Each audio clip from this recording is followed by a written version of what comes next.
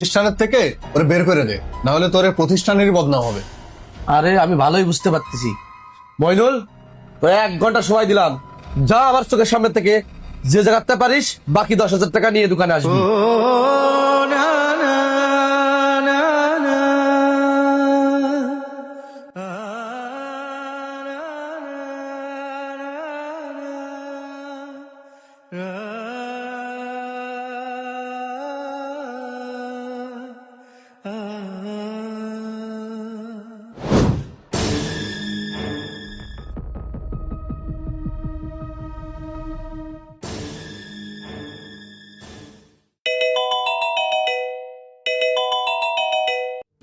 হ্যাঁ শাকিল ভাই, আমার একটা মিস্টেক হয়ে গেছে ভাই।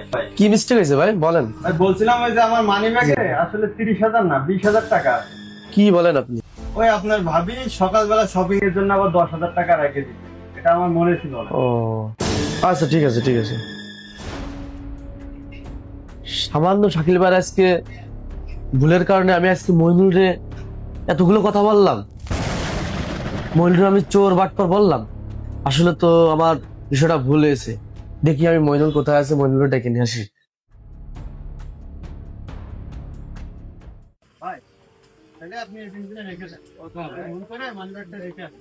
সমস্যা নেই, আপনি পরে করবেন, ঘোরা গেছে। আচ্ছা তুই তোর বিবেকের কাছে প্রশ্ন করত, তুই পরের কথা শুনে মইনুলের মতন ছেলেরা তুই এই দোকানতে বের করে দিলি, এই কাজটা তুই ঠিক করেছিস? ওরে বন্ধু তুই শোন, ওই সময় আমার মাথা ঠিক ছিল না, আর আমি ওরে এখন ফোন দিচ্ছি, আমার ফোনও ধরতেছ না। আমি ওর বাড়িও গেছি, ও বাড়িও যায়নি। আমি না মইনুলের সাথে মেলা বড় একটা ভুল করে ফেলাইছি। যাক, বুঝতে পারিস যে তুই তোর ভুল বুঝতে পারিস।